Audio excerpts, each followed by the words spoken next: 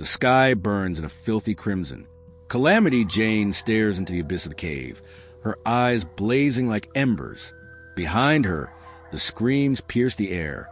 Ahead, the spectral glow of the ghost of gold pulses, alive and ravenous. Her hand trembles on the revolver, but it's not fear, it's fury. It's the end, or the beginning of another curse. If this scene grabbed you tight, hold fast to the reins. The dust is just starting to rise. Hit that like, subscribe to the channel, and drop a comment letting me know where you're watching from. And if you'd have the guts to follow Jane into this desert of madness and ambition. The sun hadn't yet torn the horizon when the stranger rode into Widow's dead hollow. A gaunt man, face sunken like a graveyard ditch, with eyes that didn't blink.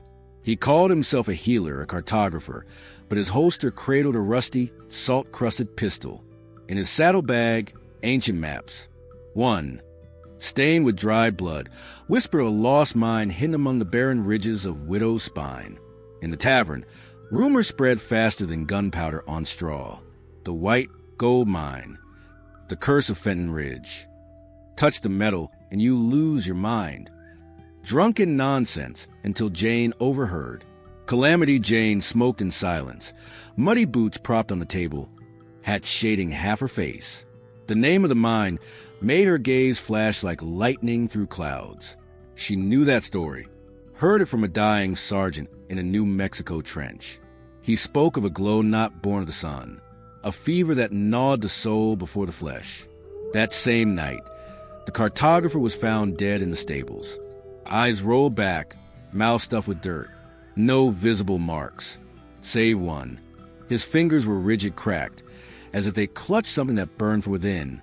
Jane plucked a map from the corpse's pocket, said nothing, just mounted Satan, her black steed, and rode north. Trailing her, a band of outsiders, each with their own reason to chase what should stay buried. But not all sought gold. Some followed whispers. Others, the voices in their heads. And behind them all, always behind, something that didn't breathe but walked. Widow's Spine desert spares no one. Sand fine as a blade, wind howling like a damned soul. Every step on the trail was a promise of death, but also of glory. Calamity Jane rode ahead, eyes locked on the horizon, crumpled map tucked in her belt. The others followed with the blind faith of fools and the desperation of those with nothing left to lose. The group was small. A bounty hunter with a cross-shaped scar, a renegade preacher with hollow eyes and a rifle holier than his faith, a saloon dancer, beautiful as sin and as deadly as poison in a clean glass, an orphan boy, mute, clutching a strange, glowing stone, the same stone that stole his father's sanity. Each carried a reason. All bore hope and shadows. Jane didn't talk much, but when she did, it stung. Said the mine was real, and the gold wasn't gold. It was worse, a mineral that bled light, that whispered promises in the dark. Those who touched it heard voices. Those who kept it rotted from within. She'd seen it before. A whole platoon that dug too deep went mad and slaughtered each other.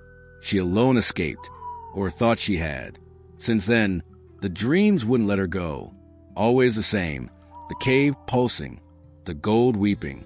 But now there was a chance to end it, to find the damn mine and seal it for good. Or maybe, just maybe, find what no gold could buy, peace. At the last stop before the Twin Mountains, Jane drove her knife into the trunk of a gnarled, dead oak. Anyone who follows from here won't come back the same. If you got something tying you to this world, turn back now. No one did. The ground shook under hoofbeats. The night closed in moonless. And there, at the trail's end, something waited. Something ancient. Something that knew they were coming. The stench hit before the figure. A reek of wet flesh, iron, and delirium. In the shadows of the Twin Mountains, they saw it, or thought they did. Tall, bony, with unblinking eyes and skin that didn't quite look like skin. It wore a cloak of leather stitched with human teeth. Its voice, when it came, wasn't spoken. It was felt like needles in the nape. They called it the Prospector, an old name buried in legend, said to be the first to find the ghost of gold. Dug too deep, touched the metal with bare hands. Since then, it never ate never slept. Just guarded the mine's entrance like a dog loyal to hell. No one knew if it was alive or dead. Maybe both. Maybe neither. But one thing was certain. It let no one pass. And didn't need to say so twice. The first night at the mountain's base, the dancer vanished. They found only her dress, floating in a shallow lake. The boy pointed to the forest, eyes wide, trembling. But he didn't speak. Never spoke. Jane kept watch. Hung talismans of skull and snakeskin. Learned from an Apache shaman in a time she'd rather forget. Said the Prospector wasn't just flesh. It was memory, the guardian of madness, a mirror of what they could all become. The preacher tried to pray. The bounty hunter wanted to fight. Both were silenced by the next dawn. Their bodies were found folded like dry branches, eyes turned inward, and in their hands, small shards of the cursed mineral, as if forced to touch it, or tempted. Jane didn't weep, buried them boots on, faces to the rising sun. Then, with the boy at her side and her knife between her teeth, she began climbing the narrow gorge to the mine's mouth. She knew he'd be there, the Prospector, waiting. The mine's entrance looked like a scream frozen in stone, a crooked arch of cracked rock and red slime, as if the mountain bled within. The air wasn't air, it was thick, rotten, alive. Jane stopped, looked at the boy. He didn't cry, just watched, as if he already knew the end. Then it came. The Prospector emerged in the darkness like a bad thought, slow, silent.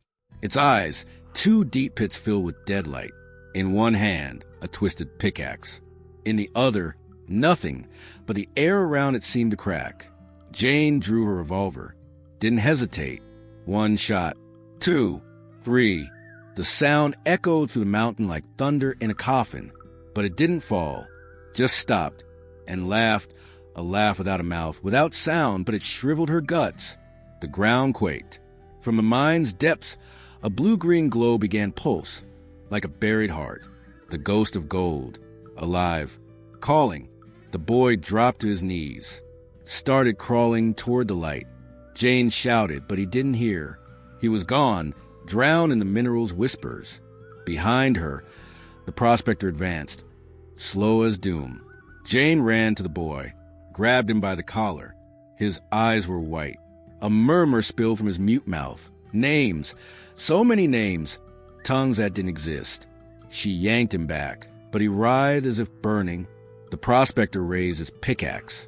Jane fired again. This time, she aimed at the light behind it, at the mine's heart. The shot shattered a stone. A scream tore from the darkness. Not of pain, but rage. The glow flickered, weakened. The Prospector froze. Jane didn't think. Charged, drove her knife into its chest. Or what should have been a chest. No blood, but something broke. The air split with a dry snap. The guardian fell to its knees and smiled. For the first time, it smiled. Behind her, the cave began to collapse. Jane scooped the boy into her arms and ran. Rock, dust, the mountains groaned chasing her.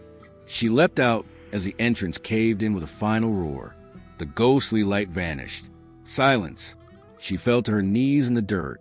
The boy breathed. Alive. The curse. Maybe buried again.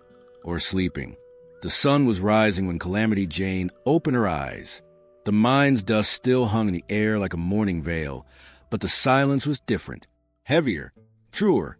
The boy slept against her shoulder, face streaked with dirt and relief. His breathing slow, free of murmurs, free of delirium. Jane stood, legs aching, lungs burning, but alive. The mine wasn't, sealed under tons of stone and secrets. The map, now useless, burned right there in the flickering flame of a match struck with anger. She looked at the mountains, knew it wasn't over. The ghost of gold doesn't die, it just moves, waits, whispers in another corner of the world, in another hungry ear. That's how it lives, through greed, through madness dressed as promise. Jane left at noon, mounted on Satan, the boy riding with her, clinging tight to her waist. Behind them, only footprints. Ahead, the desert, and somewhere in her soul, the certainty that the fever still burned. Maybe one day she'd return. Maybe the world would need her to. Or maybe it was just another legend whispered in taverns, between a swig of whiskey and a stray bullet. Calamity Jane vanished into the horizon, but no one forgets that look, that story, that curse buried under stones and broken promises. If this legend got under your skin, do this. Drop a like to keep this fire burning. Subscribe to the channel so you don't miss the next ride to the Weird West, and comment, what other legend do you want to see come alive here? Till the next ride. And watch what you dig. Not all gold is worth the weight of your soul.